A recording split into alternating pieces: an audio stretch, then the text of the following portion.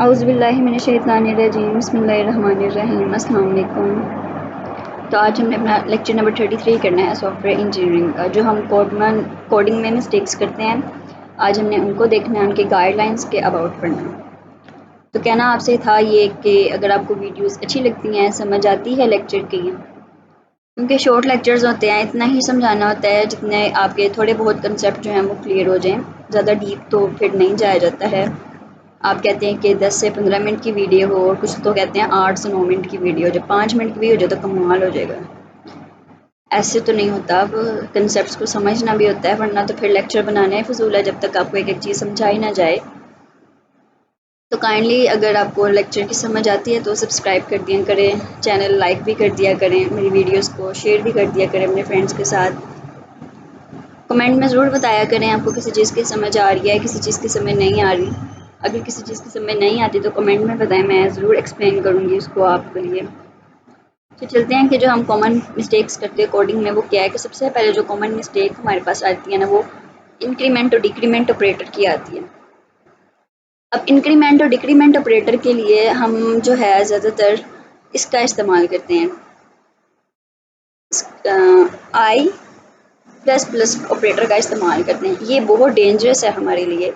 Instead of अगर हम use करें कि आई हमारे पास इसके बराबर है आई प्लस 1 के, तो ये हमारे लिए यूज़ करना ना ज़्यादा आसान हो जाता होता है। ठीक है। और दूसरी बात ये कि जब हम कोमा, ज़्यादातर हम कोमा की मिस्टेक बहुत करते हैं।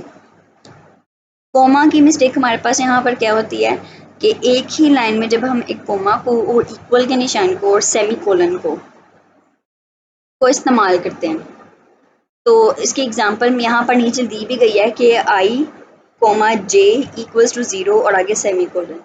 तो ये जो चीज़ है ये आपके लिए बिल्कुल भी ठीक नहीं है। सॉरी, यहाँ पर ना जे आना है इस तरह से। या तो आप लाइन में सेमी कोलन या कोमा का इस्तेमाल करें, ठीक नहीं, कोमा या कुछ तरीका होता है ना इस्तेमाल करने का।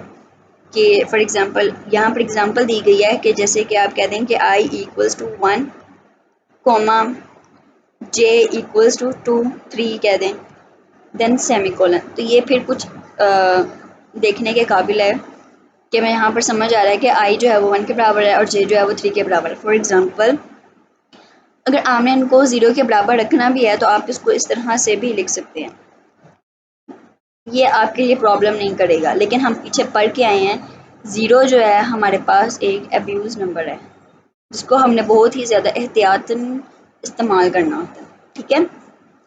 अब यहाँ पर लिखा हुआ है कुछ चीज़ें हैं जिसका कम्बिनेशन जो है वो हमारी लाइन में अच्छा नहीं होता।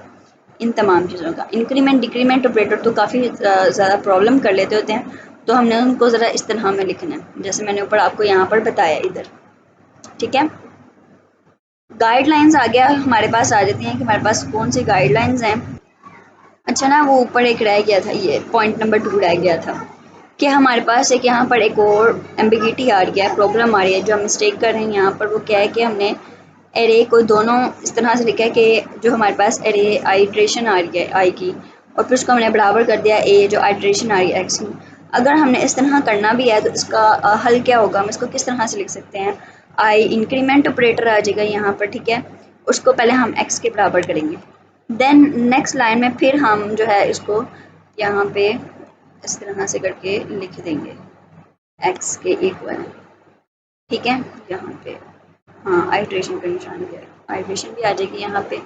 तो हम इसको इस तरह से लिख सकते हैं या इस तरह से भी लिख सकते हैं। ठीक है।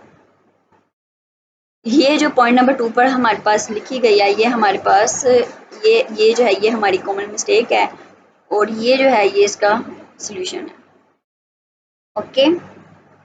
मज़ीद आपकी क्या नाम है नॉलेज के लिए मैं एक और एग्जांपल आपको दे देती हूँ कि यहाँ पर एक एग्जांपल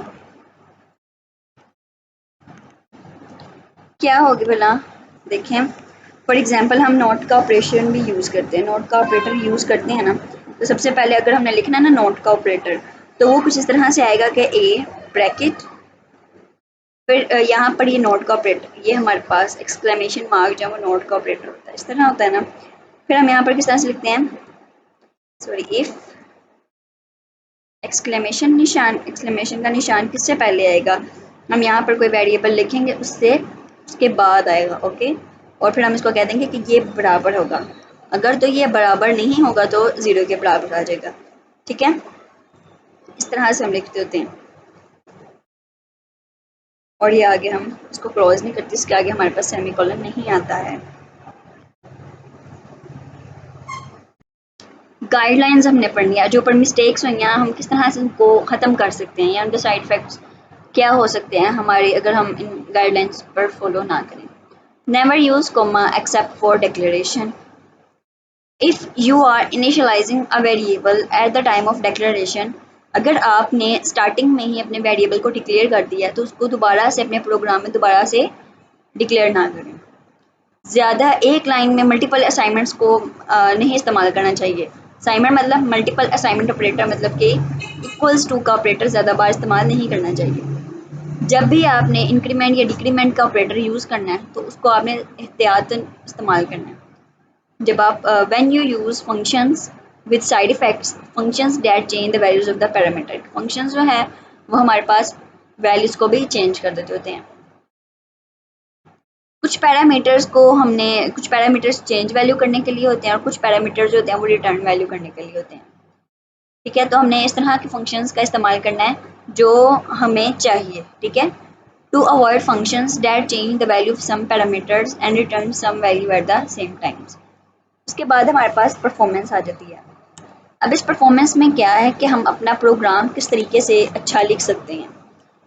ठीक है, अपना प्रोग्राम अपने प्रोग्राम की परफॉर्मेंस कैसी हो, मेंटेनेबिलिटी कैसी हो। ठीक है, एक्चुअली जब आती है बात परफॉर्मेंस की तो मेंटेनेबिलिटी कम हो जाती है, और जब मेंटेन हम करने लग जाते हैं अपने प्रोग्राम को तो परफॉर्मेंस थोड़ी सी गड़बड़ सी हो जाती होती है उसमें।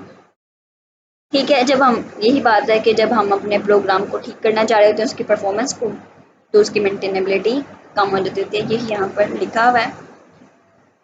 पढ़ लेते हैं कि in many cases performance and maintainability are at odd with one another. When planning for performance, one should always remember the 80/20 rule। ये आपने याद रखना कि हम कौन सा रूल याद रखते हैं। 80/20 का रूल याद रखते हैं। You spend 80% of your time in 20% of the code, then we should try to optimize everything। हमें हर चीज़ का बैलेंस रखना पड़ता है। The proper approach is to profile the program and then identify bottlenecks to be optimized। अब ये कुछ ना हमारे पास नीचे प्रोफाइल ये शो की गई है। ये जो प्रोफाइल है ना ये हमारे पास शो की गई है एक प्रोग्राम की, कि प्रोग्राम को कितनी दफ़ा चलाया गया है, उसमें इंस्ट्रक्शंस कितनी थी और फंक्शन कौन सा था, उसकी साइकिल्स कितनी हैं।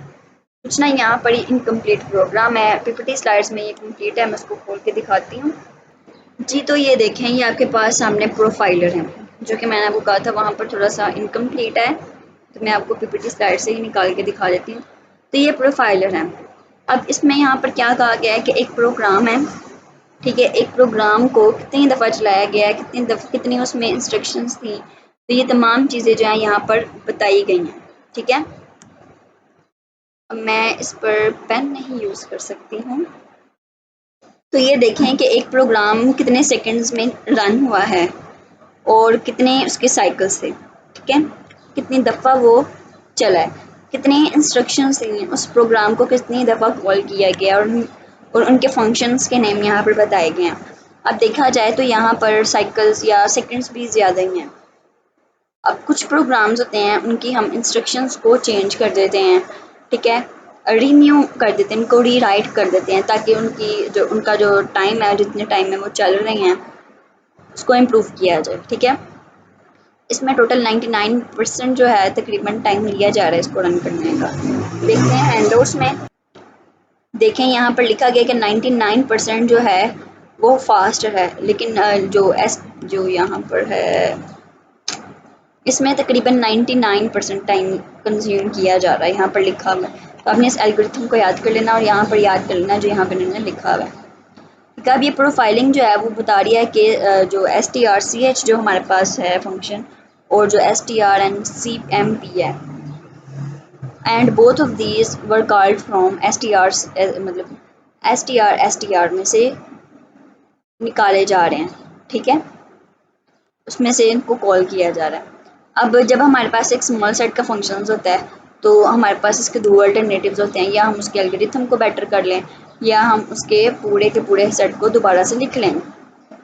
ठीक है, ये हमारे पास दो चीज़ें हैं। ओके, अब ये आपने याद रखना है कि 99% जो है मतलब फास्टर है, लेकिन 99.8% जो है वो टाइम स्पेंड हो रहा है एस टी आर में।